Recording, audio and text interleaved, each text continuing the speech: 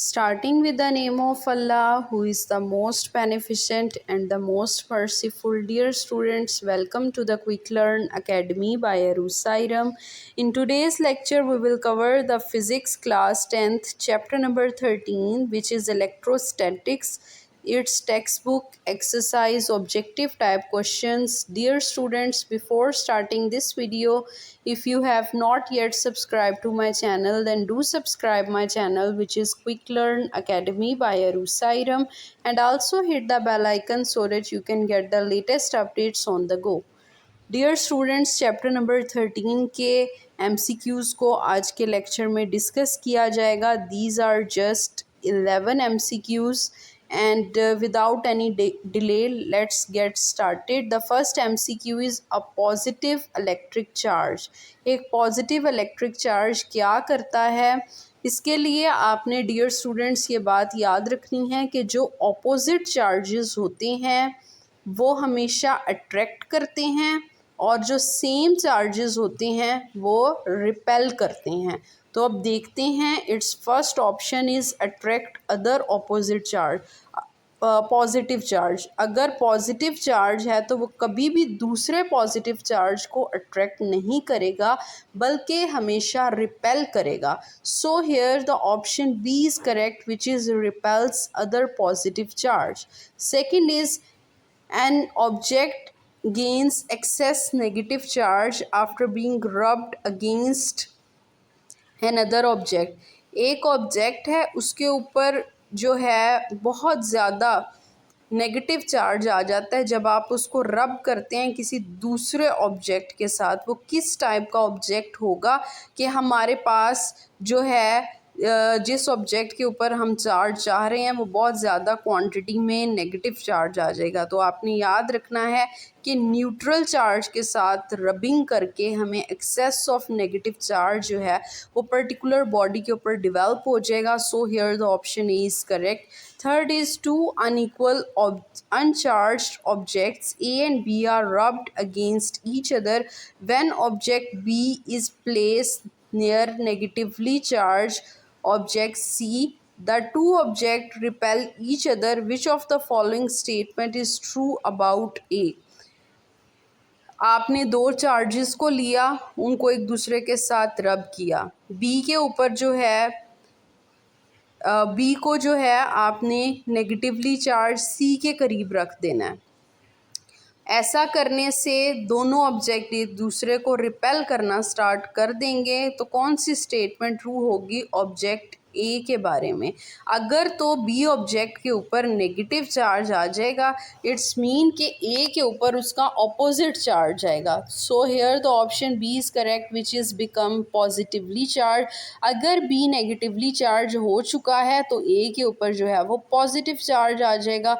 So here the option B is correct. Fourth MCQ is when you rub a plastic rod against your hair several times and put it near some bits of paper, the pieces of paper are attracted towards it. What does this observation indicate? आपने जो है एक plastic rod को अपने hair के साथ बार बार रब करना है. जब आप काफ़ी बार रब करते हैं और उसको कुछ पीसीज ऑफ पेपर के ऊपर रखते हैं तो आप ये देखते हैं कि उस प्लास्टिक के ऊपर कोई तो चार्ज आ गया जिसकी वजह से जो पीसीज ऑफ पेपर हैं वो अट्रैक्ट हो जाएंगे. तो डियर स्टूडेंट्स, ये ऑब्जर्वेशन इस चीज़ को इंडिकेट करती है कि रॉड और पीसीज ऑफ पेपर इन दोनों के ऊपर ऑपोजिट चार्ज होगा. जैसा कि मैंने आपको फर्स्ट MCQ सॉल्व करते हुए बताया था कि जो ऑपोजिट चार्जेस होते हैं वो हमेशा एक दूसरे को अट्रैक्ट करते हैं. तो PCs of paper plastic rod के साथ तभी अट्रैक्ट होंगे जब दोनों के ऊपर ऑपोजिट चार्जेस होंगे. मींस एक के ऊपर पॉजिटिव हो गया आ जाएगा और दूसरे के ऊपर negative. So here the option A is correct. Fifth MCQ is, according to the Coulomb's law, what happens to the attraction of two oppositely charged objects as the distance of the separation increases? Coulomb's law के according क्या होगा जब आप opposite charges जो हैं उनके दरमियान उनका डिस्टेंस इंक्रीज कर देंगे. So here the option C is correct which remains unchange. 6 MCQ is the coulomb's law is valid for the charges which are. Coulomb's law कौन से टाइप के चार्जेस के लिए जो है वो वैलिड होता है. It is always valid for the stationary and the point charges.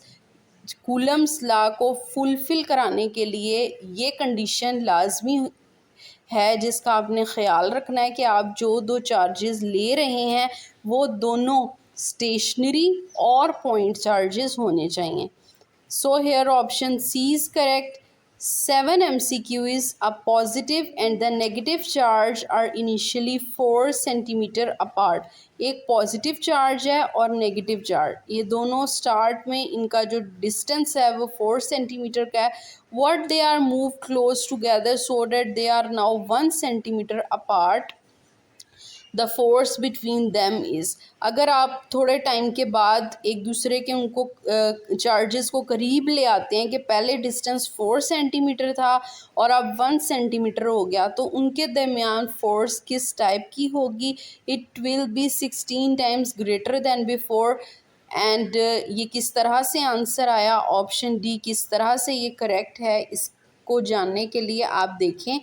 As you know के कूलम्स लॉ का फॉर्मूला होता है F is equal to K Q1 Q2 over R square. अगर स्टार्ट में डिस्टेंस जो है वो 4 था तो आपने 4 का स्क्वायर ले लेना है इस फॉर्मूले में पुट करने के बाद. देन यू विल गेट 16 जो डिवाइड हो रहा है वो F1 के साथ जाके मल्टीप्लाई हो जाएगा और बाद में वो 1 सेंटीमीटर हो गया. तो आपने इसी फॉर्मूला में दोबारा से R की जगह पे यानी डिस्टेंस की जगह पे 1 पुट कर देंगे. 1 का स्क्वायर 1 ही होता है, तो जो आपके पास F2 है वो Q1 Q2 के इक्वल हो जाएगा. अब आपने इन दोनों फोर्सेस का कंपैरिजन कर लेना है, तो आपको ये पता चल रहा है कि F1 जो है वो 16 टाइम्स ग्रेटर है as comparable to the F2. That's why here the answer of MCQ number 7 is D, which is 16 times greater than before. 8 MCQ is 5 joule of work is needed to shift 10 coulomb charge from one place to another. The potential difference between them. 5 जॉल of work चाहिए इतने coulomb of charge को जो है वो move कराने के लिए. तो यहाँ पे पोटेंशियल डिफरेंस की वैल्यू आपने बतानी है. तो डियर स्टूडेंट्स, आप फॉर्मूला यहाँ पे पुट करेंगे V is equal to Q over C. जब आप यहाँ पे Q और C की वैल्यू को पुट करेंगे then you will get the answer of 0.5 volt. 9 MCQ is 2 charge spheres are separated by 2 millimeter. 2 charge sphere हैं, उनके दरमियान जो डिस्टेंस है वो 2 मिलीमीटर का है. Which of the following would produce the greatest attractive force. तो इनमें से कौन सा पैरामीटर है जो सबसे ज़्यादा अट्रैक्टिव फोर्स जनरेट करेगा. तो डियर स्टूडेंट्स, इसका आंसर होगा +2Q एंड -2Q. ये दोनों चार्जेस जिनका मैग्नीट्यूड सेम है लेकिन इनके जो डायरेक्शंस हैं वो डिफरेंट हैं. It will produce the greatest attractive force. So here the option D is correct. 10 MCQ is electric field lines. Electric field lines क्या करती हैं. जब आपने इस टॉपिक को चैप्टर में पढ़ा था तो आपने ये देखा कि electric field lines never cross each other. ये कभी भी एक दूसरे को क्रॉस नहीं करती. So here the option B is correct. 11 MCQ is capacitance is defined as. Capacitance का क्या फॉर्मूला होता है. डियर स्टूडेंट्स, आपने पढ़ा हुआ है Q is equal to CV.